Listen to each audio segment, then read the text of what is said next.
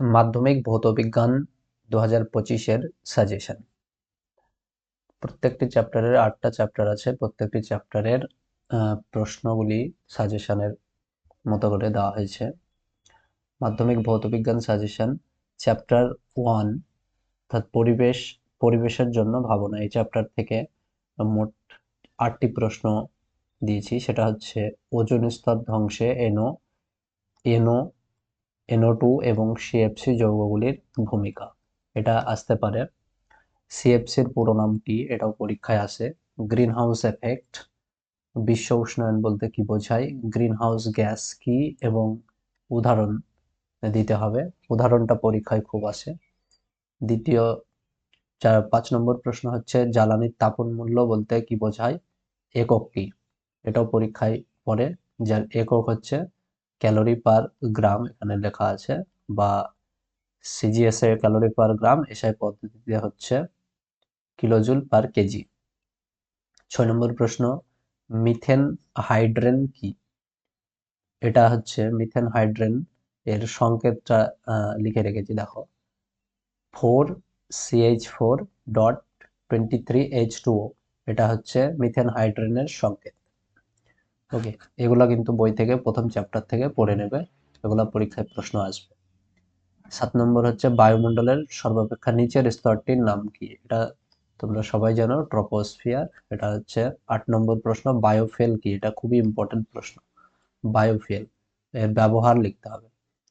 Ethanol এবং methanol এই দুটোকে বায়োফুয়েল বলা হয়, বই থেকে একটু দেখে নিয়ে ভালো করে সংজ্ঞাগুলো লিখতে হবে। এই ছিল প্রথম চ্যাপ্টারের প্রশ্ন।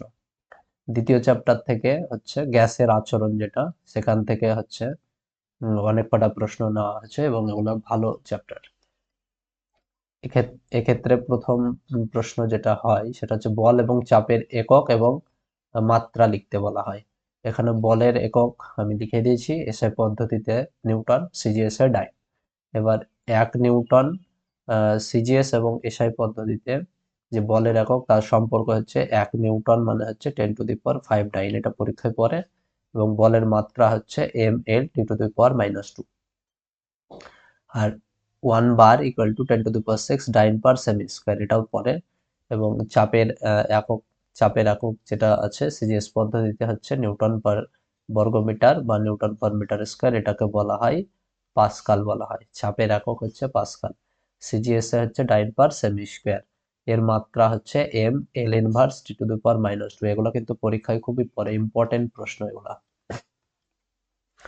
প্রশ্ন নম্বর 2, গ্যাসের যে চাপ তার মাপার যন্ত্রের নাম, যেটা এখানে দেওয়া আছে ব্যারোমিটার, এগুলো ছোট প্রশ্নতে পড়ে। এবং এর মান কত, 1.013 × 10⁶ ডাইন পার সেমি স্কয়ার, এটা পরীক্ষায় পড়ে। এবং পরে হচ্ছে খুবই ইম্পর্টেন্ট বয়লের সূত্র এবং যে চার্লসের সূত্র। বয়লের সূত্রের যে ধ্রুবক দুটি তার নাম হচ্ছে গ্যাসের ভর এবং গ্যাসের উষ্ণতা। এবার বয়লের সূত্রটি লেখচিত্রের মাধ্যমে প্রকাশ করতে বলে এবং গাণিতিক রূপ লিখতে হবে। সেটা গাণিতিক রূপ হচ্ছে P1V1 = P2V2, এটা হচ্ছে বয়লের সূত্রের গাণিতিক রূপ। আর বয়লের সূত্রের লেখচিত্র হচ্ছে চাপ, আর এই বরাবর ওয়াই অ্যাক্সিস বরাবর চাপ এবং এক্স অক্ষ বরাবর যদি আয়তনকে নেওয়া হয় তাহলে এরকম একটা লাইন পাওয়া যায়। এটা হচ্ছে হাইপারবোলা যাকে বলা হয়, এটা হচ্ছে বয়লের সূত্রের লেখচিত্রের মাধ্যমে প্রকাশ। এবার চার্লসের সূত্র, এই দুটোর মধ্যে পরীক্ষায় একটা পড়বেই। চার্লসের সূত্রের যে ধ্রুবক সেটা হচ্ছে গ্যাসের চাপ এবং ভর। ওই আগেরটাতেও ভর ছিল, এটাতেও ভর আছে, এই দুটো কিন্তু কমন। পরম শূন্য উষ্ণতা, এটাও পরীক্ষায় পড়ে এবং এর মান হচ্ছে -273°C, সেলসিয়াস স্কেলে এর মান।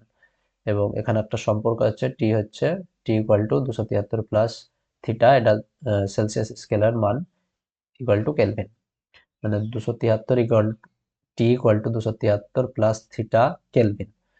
ওকে, বয়লের সূত্র এবং চার্লসের সূত্রের যে সমন্বয় রূপ সেটা প্রতিষ্ঠা করতে হবে, পিভি = nRT, এই সমীকরণটা, এটা পরীক্ষায় পড়ে। আদর্শ গ্যাস বলতে কি বোঝায়, যেগুলো বয়লের সূত্র চার্লসের সূত্র মেনে চলে সেগুলো হচ্ছে আদর্শ গ্যাস। ওকে, এগুলো কিন্তু পরীক্ষায় পড়ে। এবং অ্যাভোগাড্রো প্রকল্প, এটাও পরীক্ষায় আসে। আদর্শ গ্যাসের সমীকরণটি প্রতিষ্ঠা। আদর্শ গ্যাসের সমীকরণ বলতে কোনটাকে বোঝায়? পিভি ইকুয়াল টু এনআরটি, এটাকে বোঝানো হয়। সর্বজনীন গ্যাস ধ্রুবক, এখানে যে আর আছে, আর সর্বজনীন গ্যাস ধ্রুবক, এর মান হচ্ছে, মানে এর একক এবং মাত্রা পরীক্ষায় খুবই পড়ে।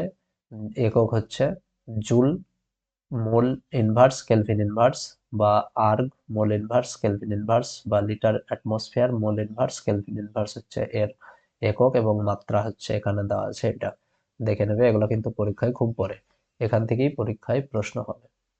এবার আর একটা হচ্ছে ওই চ্যাপ্টারেরই, সেটা হচ্ছে গ্যাসের ব্যাপন বলতে কি বোঝানো হয়।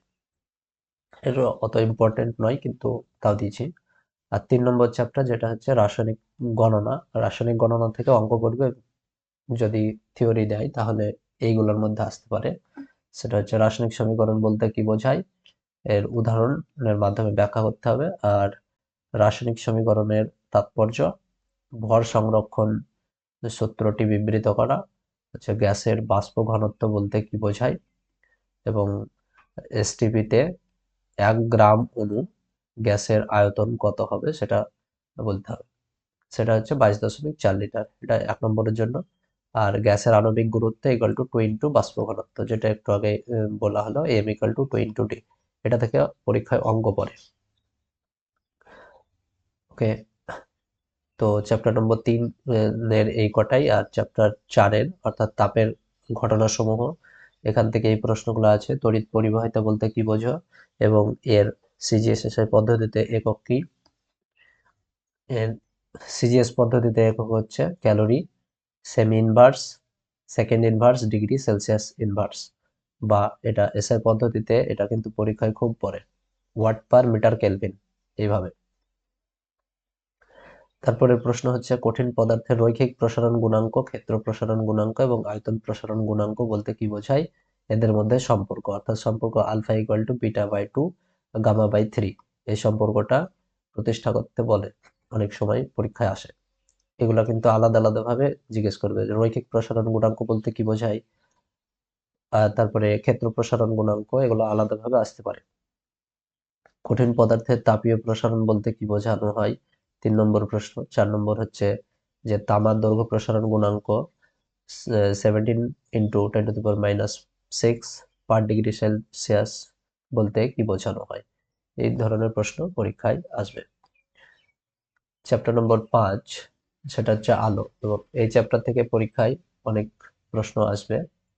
সেটা হচ্ছে গোলীয় দর্পণের প্রধান অক্ষ এবং ফোকাস দৈর্ঘ্য বলতে কি বোঝানো হয়।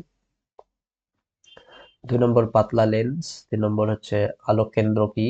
এগুলো সবই কিন্তু চিত্রের সাহায্যে বিশ্লেষণ করতে হবে, আলোচনা করতে হবে। আলোকের বিক্ষেপণ, বিক্ষেপণ বলতে কি বোঝানো হয়। তারপরে আলোর কম্পাঙ্ক তরঙ্গ দৈর্ঘ্য বলতে কি বোঝানো হয়, এর একক কি।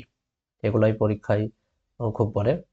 তারপরে দীর্ঘদৃষ্টি এবং অল্প দৃষ্টি এর যে আহ, সমস্যাটা কি, এবং এর প্রতিকারের জন্য কোন লেন্স ব্যবহার করা হয়, এগুলা। রৈখিক বিবর্ধন, আলোর প্রতিসরণের কয়টি সূত্র কি কি।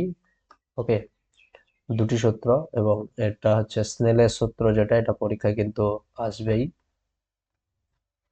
স্নেলের সূত্রটি বিবৃত করো। Sine i by sine r equal to ধ্রুবক, সেই ওটা। মাধ্যমের প্রতিসরাঙ্ক, এটা পরীক্ষায় খুব পড়ে। এগুলা হচ্ছে আলোর থেকে, এবং আলোর হয়ে গেল। তারপরে হচ্ছে চ্যাপ্টার 6 নম্বর চলতড়িৎ। চলতড়িৎ থেকে অনেক প্রশ্ন, এখান থেকে অনেক আসবে। প্রথমে ইম্পর্টেন্ট হচ্ছে ওহমের সূত্র। ওহমের সূত্র রিলেটেড, অর্থাৎ ভি ইকুয়াল টু আই আর, যে সূত্রটা আছে সেটা। ওহমের সূত্রকে গাণিতিক ভাবে দেখাতে হবে। এটা হচ্ছে ওহমের সূত্রের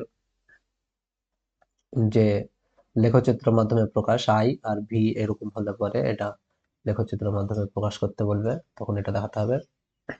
রোধের সংজ্ঞা দাও এবং এর একক কি। রোধের একক হচ্ছে ওহম। কুলম্বের সূত্রটি থাকবে এর গাণিতিক রূপ, অর্থাৎ এফ ভার্সেস Q2/r², এই সূত্রটি প্রতিষ্ঠা করতে হবে। এবং তড়িতাধানের একক লেখো। একক লিখতে হতে পারে তড়িতাধান, তারপরে এর মাত্রা, তড়িৎ বিভবের মাত্রা একক, এগুলা। তড়িৎচালক বল বলতে কি বোঝো, বিভব পার্থক্য, এই পার্থক্যটা পরে। তড়িৎচালক বল, এই সমস্তগুলা। আর এটা কিন্তু পরীক্ষায় খুব আসে, সেটা হচ্ছে R = ρ L/A। প্রতিষ্ঠা করতে বলতে পারে আহ, মানে রোধ কিসের উপর নির্ভর করে সেটা আহ, পরীক্ষায় আসে, এবং পরিবাহী রোধ কিসের উপর নির্ভর করে ওই প্রশ্নটাই। এগুলো আছে, স্ক্রিনশট নিয়ে নেবে, তাহলে সুবিধা হবে। তুল্য তুল্য রোধ বলতে কি বোঝায়, শ্রেণী এবং সমান্তরাল সমবায়ে তুল্য রোধের মান কত, এটাও আছে।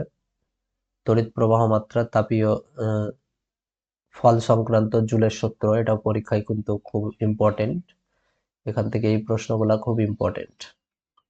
ঠিক আছে, এই প্রশ্নগুলা দেখে নেবে ভালোভাবে। তড়িৎ ক্ষমতা বলতে কি বোঝায়, এর যে এই সমীকরণ, তড়িৎ ক্ষমতার সংজ্ঞা লেখার পরে এটা কিন্তু দিতে হবে, P = W/T = V/I = P²/R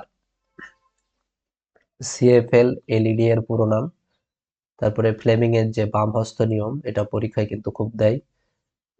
তড়িৎচুম্বকীয় আবেশের মাধ্যমে যে ফ্যারাডের সূত্র সেটা, আর এখানে হচ্ছে অ্যাম্পিয়ারের সন্তরণ নিয়ম, এগুলা পরীক্ষায় আসে খুব। আর লেঞ্জের সূত্র, এটাও ইম্পর্টেন্ট। তারপরে হচ্ছে ডাইনামো বলতে কি বোঝায়, ডাইনামো জিনিসটা কি এবং এর কাজ কি বা ব্যবহার। এসি অর্থাৎ অল্টারনেটিং কারেন্ট এবং ডাইরেক্ট কারেন্টের মধ্যে পার্থক্য কি। চ্যাপ্টার নম্বর 7, পরমাণুর যে নিউক্লিয়াস, সেখান থেকে তো তেজস্ক্রিয়তা বলতে কি বোঝায়, এখান থেকে একটা আসতে পারে এর একক, বেকারেল, কুরি আর হচ্ছে রাদারফোর্ড।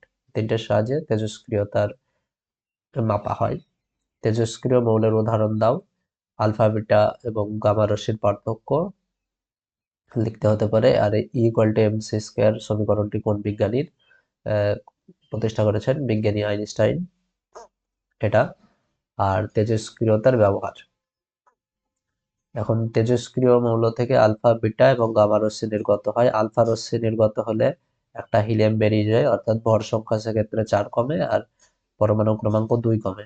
অর্থাৎ ইউরেনিয়াম 38, 238 থেকে 238, 92, এখান থেকে যদি আলফা বেরিয়ে যায় তাহলে 4 কমে যাবে উপরে, নিচে 2 কমে যাবে, দিয়ে হবে কি থোরিয়াম।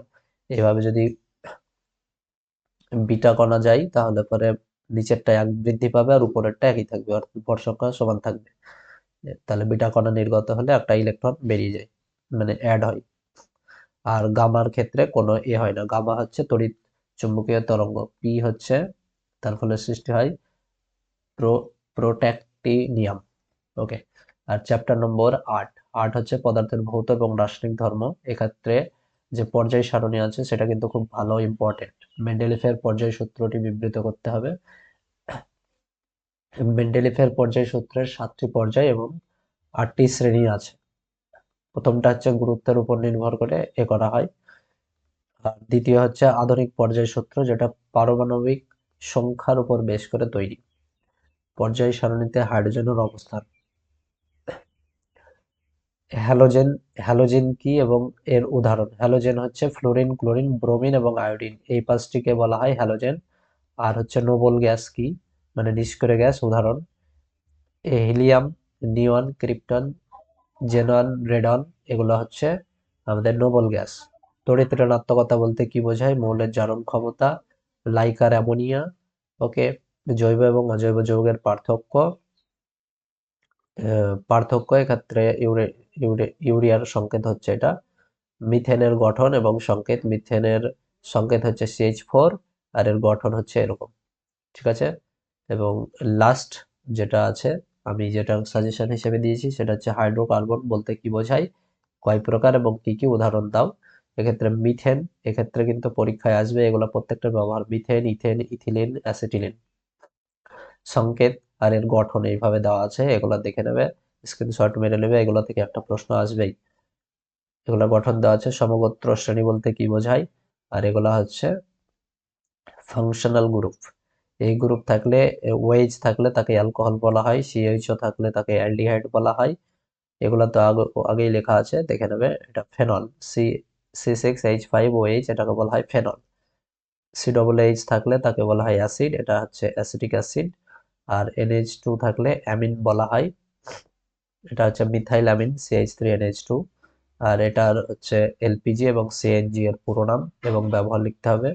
এক্ষেত্রে দুটো বিক্রিয়া দেখানো আছে। সোডিয়ামের সাথে যদি আহ, ইথাইল অ্যালকোহলের বিক্রিয়া করানো হয় তাহলে ইথাইল অ্যাসিটেট তৈরি হবে এবং হাইড্রোজেন গ্যাস উৎপন্ন হবে। আর অ্যাসিটিক অ্যাসিডের সাথে যদি সোডিয়াম হাইড্রোক্সাইডের বিক্রিয়া করানো হয় তাহলে সোডিয়াম অ্যাসিটেট হবে আর জল তৈরি হবে।